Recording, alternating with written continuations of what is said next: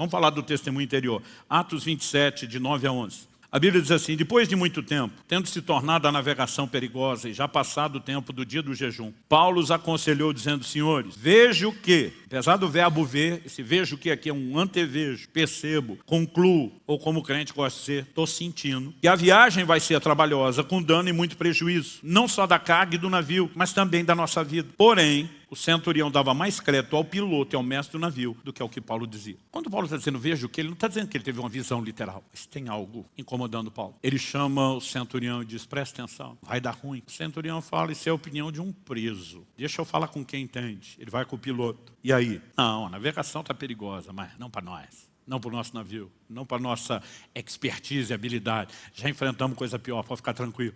Ele vai falar com o mestre, outra tradução diz o dono do navio, quem tem mais a perder.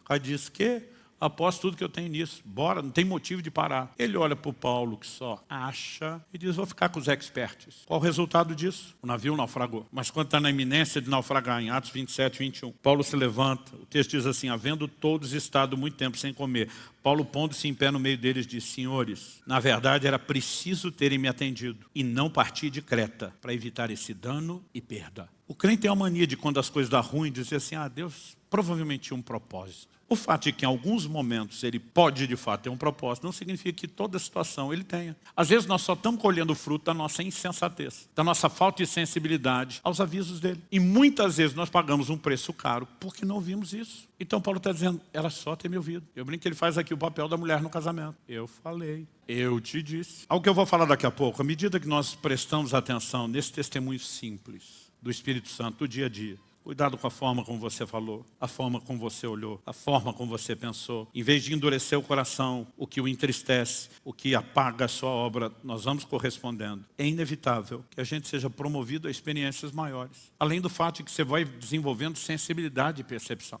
Então um dia eu estava fazendo uma viagem de Curitiba para São Paulo, já morávamos aqui, mas acredito que isso deve fazer em torno de uns 15 anos atrás. A igreja já tinha começado. E eu lembro que, por conta da correria, eu só consegui sair no final da tarde. Estava com a família, a Kelly, as crianças. Eu falei para a Kelly, amor, eu estou muito cansado. Ela falou: você quer que eu dirija? Eu falei: não, você também está cansado. Mas para deixar esse negócio seguro, a estrada não era duplicada como a 116 é hoje. Eu falei: principalmente nessa parte de serra, eu vou ter a paciência de andar atrás de um caminhão. Esse caminhoneiro conhece tudo, buraco, radar, né? Então, falei: eu vou ficar uma distância de segurança. Eu vou seguir esse camarada aqui sem me preocupar com nada, não vai requerer de mim muita atenção e eu vou aliviar um pouco o negócio. Só que vai diminuir o ritmo da nossa viagem. Ela: tudo bem, nós estamos andando atrás do caminhão, já faz não sei quanto tempo. De repente vem algo no meu espírito. Não foi uma visão espetacular, nem uma voz audível. Sai de trás desse caminhão. A nossa primeira reação é: tipo assim, o que é isso? É um pensamento? É uma ideia? Porque a natureza do testemunho interior é simples. Mas eu prestei atenção naquilo e estou tentando entender. Eu ouvi isso mesmo? E aí aquilo repete. Só que a segunda vez veio com força, veio contundente.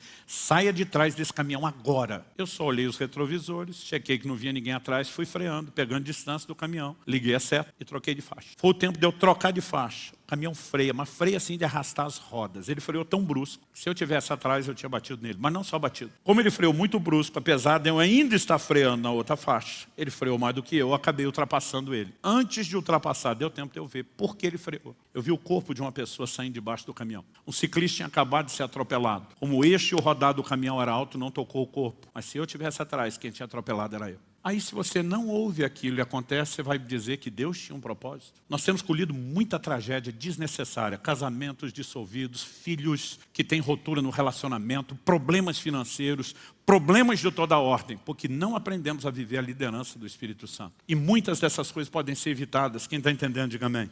Deus não deixou de falar. A gente é que parou de ouvir. Para mais histórias reais de fé, curte e segue o Lupix Faith.